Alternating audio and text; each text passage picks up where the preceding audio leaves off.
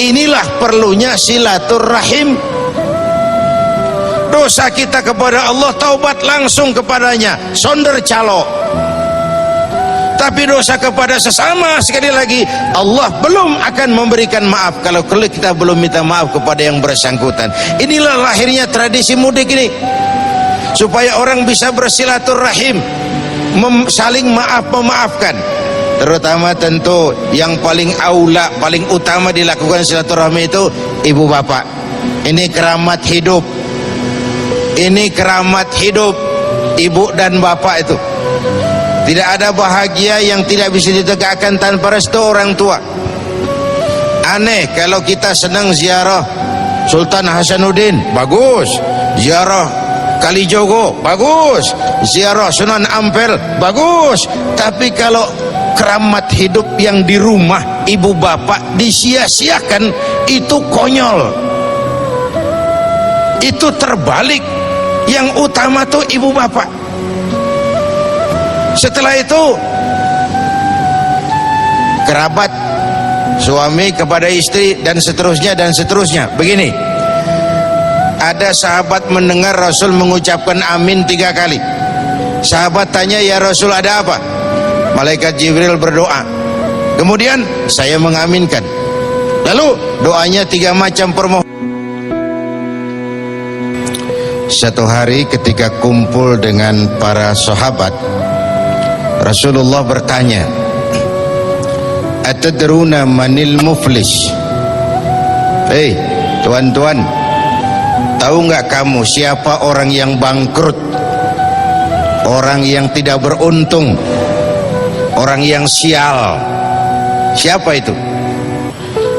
Macam-macam jawaban sahabat.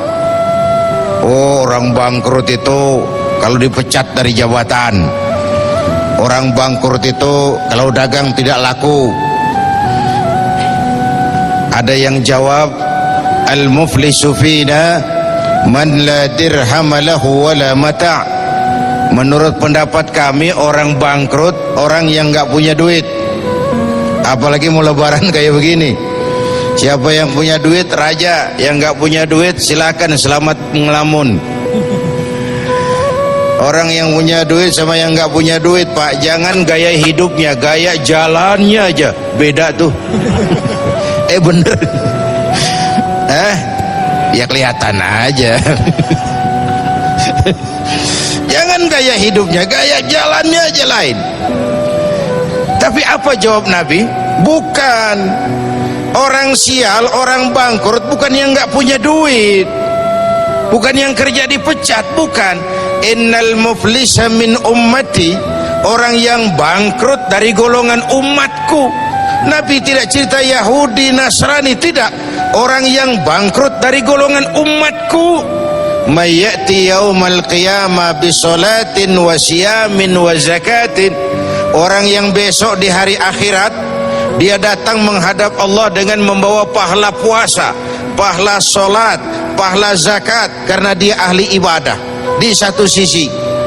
Tapi di sisi lain dia datang bawa dosa karena pernah mencaci maki orang, pernah memfitnah orang, pernah mengalirkan darah orang tanpa alasan yang benar, pernah mengambil harta orang tanpa alasan yang benar. Ini orang bangkrut. Satu sisi bawa pahala ibadah, sisi lain bawa dosa kepada sesama manusia. Apa yang terjadi? Enak dia laporan, Tuhan lapor, ini pahala sholat saya, dia bilang. Dari kiri datang orang, sebentar Tuhan, dia memang tukang sholat, tapi waktu di dunia saya pernah dicaci maki tanpa salah, lidahnya kasar, tajam lidahnya itu, saya dicaci maki, saya nggak bisa menuntut balas di dunia, saya menuntut keadilan di sini. Benar orang nih kau caci maki? Benar Tuhan, benar.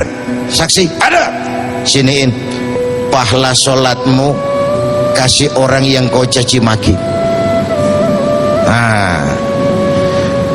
Tuhan, ini pahala zakat saya.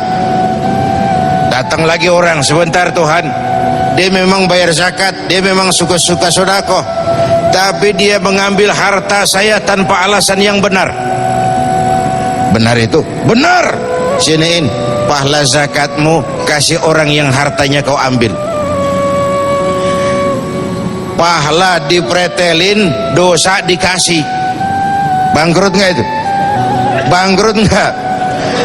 Pahala dipretelin, dosa dikasihin. Kenapa? Ini orang cuma baik hubungannya dengan Allah, tapi nggak baik hubungannya dengan sesama.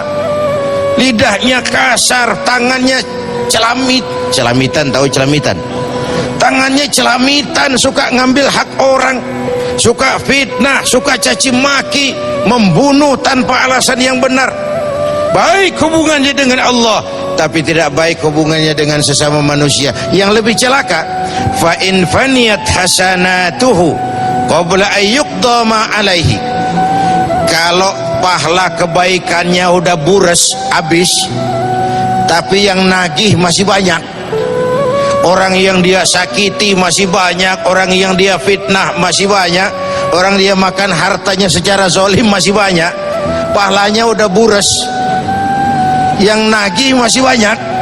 Apa yang terjadi? Ukhiza min khotoyahum, kata Nabi, diambil dosa orang yang dia fitnah, dia caci maki, dia sakiti. Faturihat alaihi, diberikan kepadanya. Na'udzu, gimana nggak bangkrut?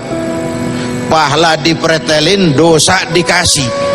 Masih belum nutup, dosa orang yang kita sakiti diambil, dikasihin ke kita. Apa nggak bangkrut ini? Ibarat orang dagang, modal bures, tagihan utang datang terus, nggak kebayar, beban utang diberikan ke kita. Ini orang yang baik hablum minallahnya, tapi tidak baik hablum minan nasnya. Inilah perlunya silaturrahim. Dosa kita kepada Allah, taubat langsung kepadanya, sonder calo. Tapi dosa kepada sesama, sekali lagi, Allah belum akan memberikan maaf kalau kita belum minta maaf kepada yang bersangkutan. Inilah lahirnya tradisi mudik ini, supaya orang bisa bersilaturahim, saling memaafkan. Terutama tentu yang paling aula, paling utama dilakukan silaturahmi itu ibu bapak. Ini keramat hidup. Ini keramat hidup ibu dan bapak itu.